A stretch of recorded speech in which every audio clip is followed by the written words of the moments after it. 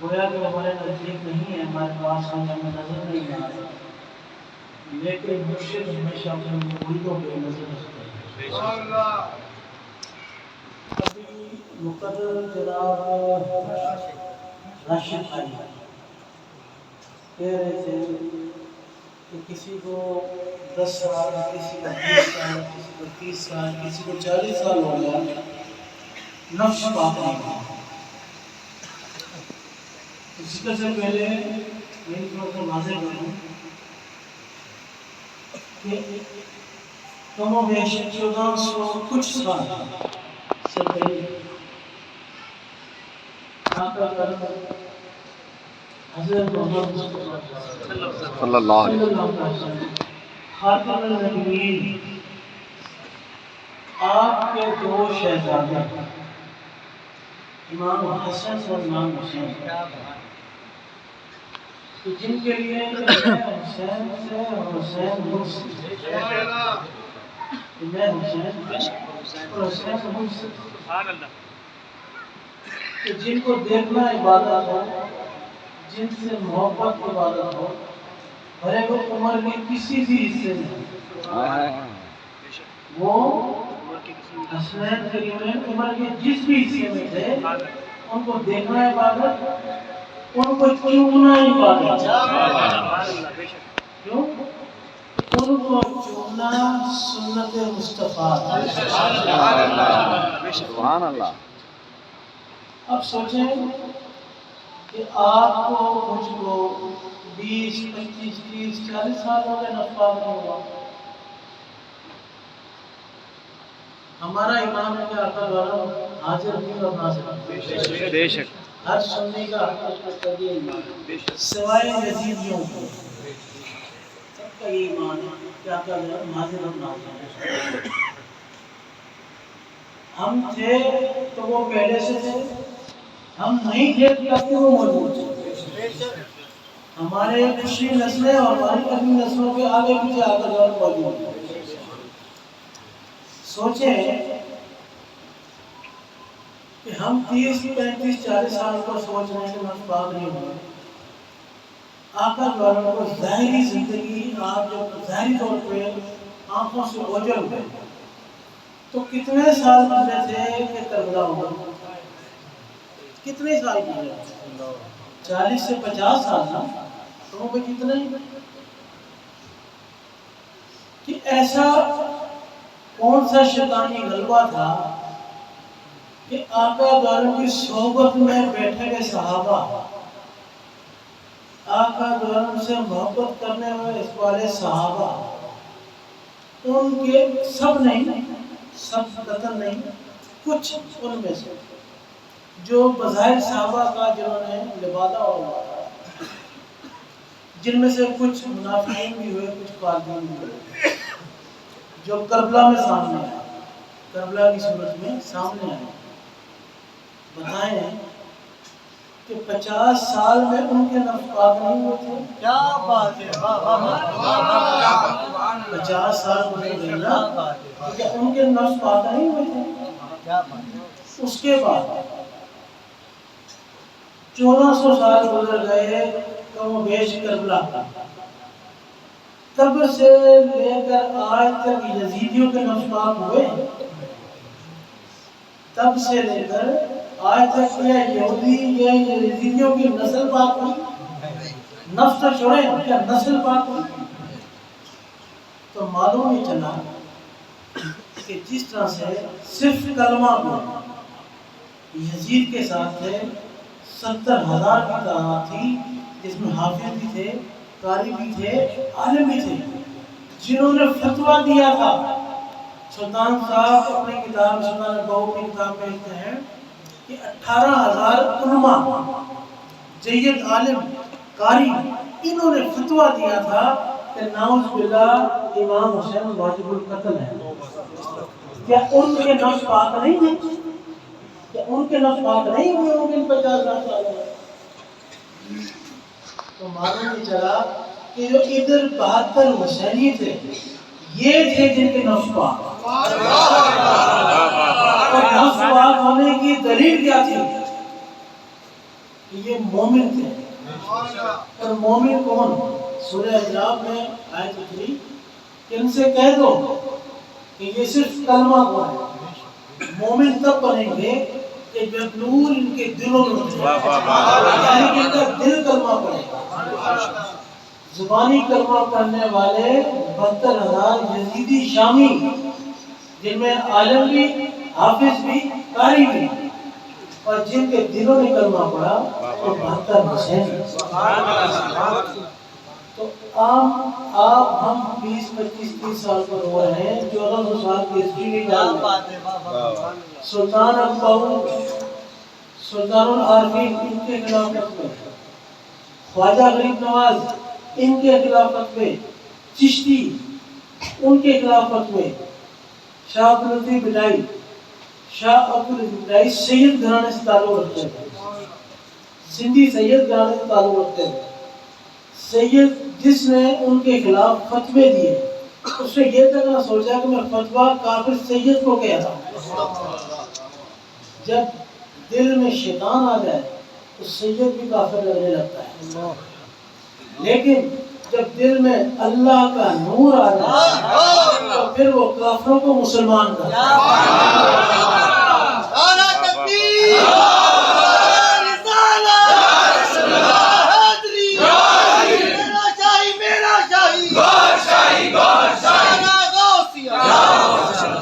اسی طرح سے بابا بلے شاہ سید گھرانے سے تعلق رکھتے تھے.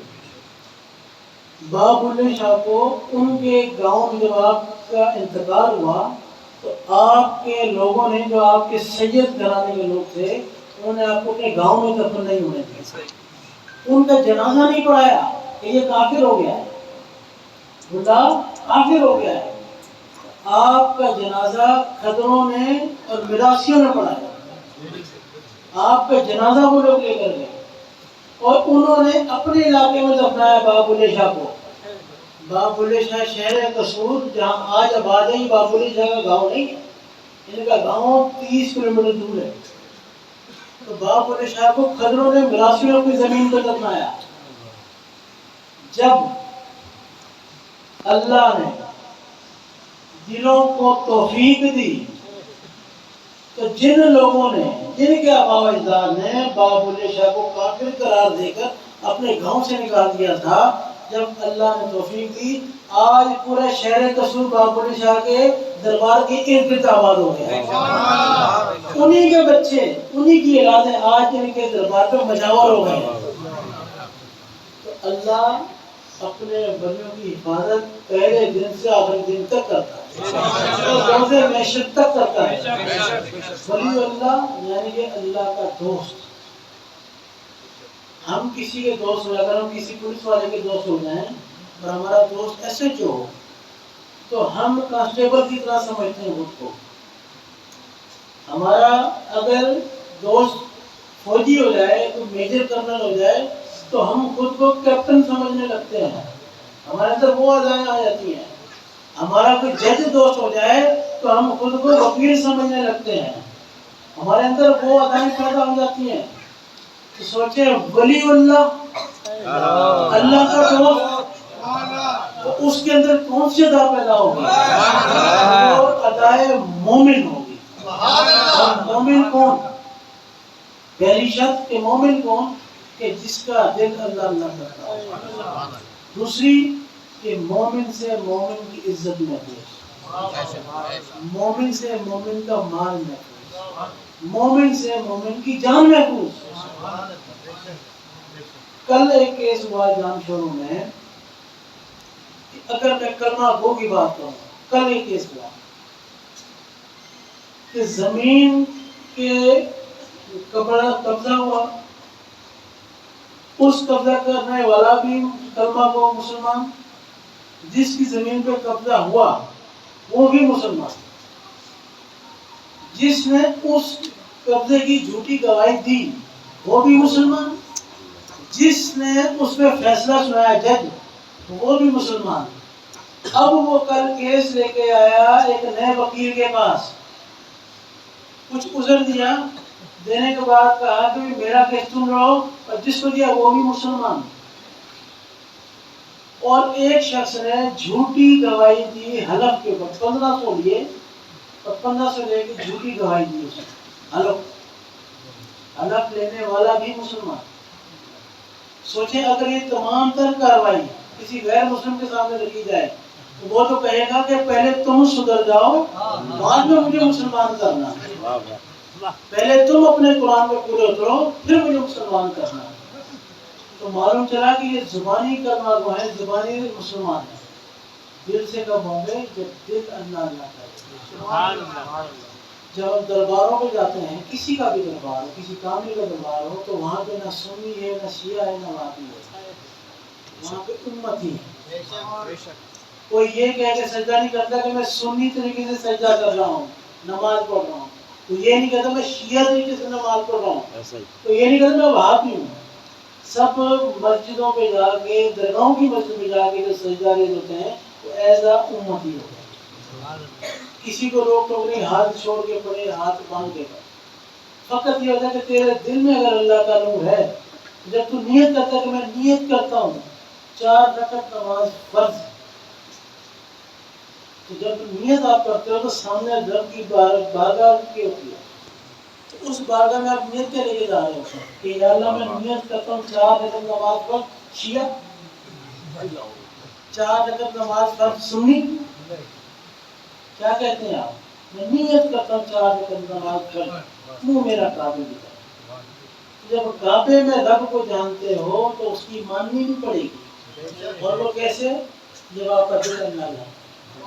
اگر یہ سوچ کے کریں گے کہ آپ کے کرنے سے اللہ راضی ہوگا، کہ نہیں، وہ مالک ہے، وہ کل کا مالک ہے، جو اس کو نہیں بھی پکارے اس پر راضی ہو جاتا ہے. کیوں؟ وہ نقطہ نواز ہے، پتہ نہیں کس بات پہ نواز ہے. علامہ اقبال نے بھوکے کتے کو کھانا کھلایا تھا، اللہ نے اس بات پہ نواز دیا کہ یہ وہ شخص ہے جو میری مخلوق سے محبت کرتا ہے. یہ وہ شخص ہے جو میری مخلوق سے محبت کرتا ہے. اور ہم ایک دوسرے کی جان کے پیچھے، ایک دوسرے کی مال کے پیچھے. تو ہمارے اندر وہ غرض نہیں ہے جو ان مومنوں کے اندر ہے. اس مومن ہونے کے لیے وہ عمل کیا جائے جو مرشد نے کہا ہے. اور وہ کیا؟ کہ آپ کسی بھی فرقے سے ہوں، کسی بھی مسلک سے ہوں، کسی بھی جماعت سے ہوں، اللہ کا ذکر کرنا. ٹھیک، آپ کا کام محنت کرنا، قبول کرنا یا نہ کرنا، یہ اللہ کا کام ہے. بیچ میں ہے ہمارا سفارشی. اس تمام پروسیس کے بیچ میں ہمارا سفارشی ہمارا مرشد. تم اپنی پرچیاں ان تک لگائی جاؤ، وہ تمہاری پرچیاں آگے لگائی جائیں. ان کی پرچی لگانے کا مقصد صرف قصیدے پڑھنے سے راضی نہیں ہوتے. تو مجھے تمہیں دکھانے کے ذکر کر کے دکھانے سے وہ راضی نہیں ہوتے. جس طرح سے تہجد کی نماز کا تعلق تم میں اور تمہارے رب کے بیچ میں ہے. تیسرے کو اگر گواہ بنا لیا تہجد کی نماز نہیں. تہجد کا تعلق ہے کہ وہ رات، وہ شب جس میں تم اور تمہارا رب، تیسرا کوئی نہیں. اسی طرح سے جب تم توجہ کے ساتھ اللہ کا ذکر کرو گے، توجہ کے ساتھ، اور اس توجہ کی فکر کرو گے، پھر تمہارا ذکر اس لائن پہ چل پڑے گا. ورنہ تو آسٹریلین طوطے بھی اللہ اللہ کرتے ہیں، سلطان بوگے کبوتر بھی اللہ کرتے ہیں. تو طوطا اور کبوتر نہ بنو، اشرف المخلوقات. اور اس کے لیے یہ کہ مرشد کو راضی رکھو. اور مرشد راضی ایسے ہوتا ہے، جس کو میں مثال دوں. ابو نے فرمایا کہ بارگاہ رسالت لگی ہوئی تھی، تمام اولیاء، انبیاء، غوث، قطب، ابدال، کرنل سب حضور پاک کی بارگاہ میں بیٹھے تھے، مجلس رسول میں بیٹھے. ابو نے کہا کہ ہم سب بیٹھے، ہم نے دیکھا کہ اس دنیا میں، یعنی کہ بارگاہ وہاں لگی ہوئی، اس دنیا میں کسی نے نعت خوانی رکھوائی. اس نعت خوانی میں ایک نعت خوان ہے پیر مہر علی شاہ صاحب کی لکھی ہوئی نعت پڑھی. یہ میری شاہ صاحب کی لکھی ہوئی نعت پڑھی. اب ہم نے دیکھا کہ حضور پاک نے بڑے پیار سے پیر میری شاہ صاحب کی طرف دیکھا کہ اس پیر میری شاہ نے میرے لیے دیکھو نعت لکھ لی، اور نیچے کوئی شخص پڑھ رہا ہے. تو آپ پیار سے پیر میری شاہ صاحب کو دیکھتے گئے، اور وہاں پہ جیسے کہتے ہیں نا لجہ آ گئی.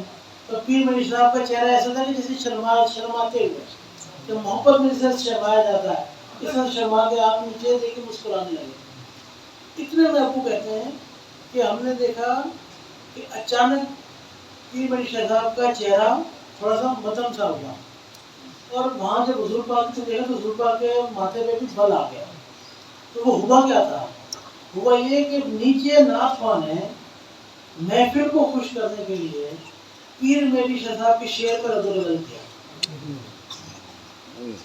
اب جب رد و بدل کیا تو پیر میری صاحب کو بڑا افسوس ہوا کہ میں نے تو نعت حضور پاک کو دیکھ کے لکھی تھی، میں نے آپ کا دیدار کر کے نعت لکھی تھی، نیچے نعت خواں نے کچھ پیسے بٹورنے کے لیے یا کچھ بابا حاصل کرنے کے لیے شعر میں رد و بدل کی، جس کا ذمہ دار میں نہیں۔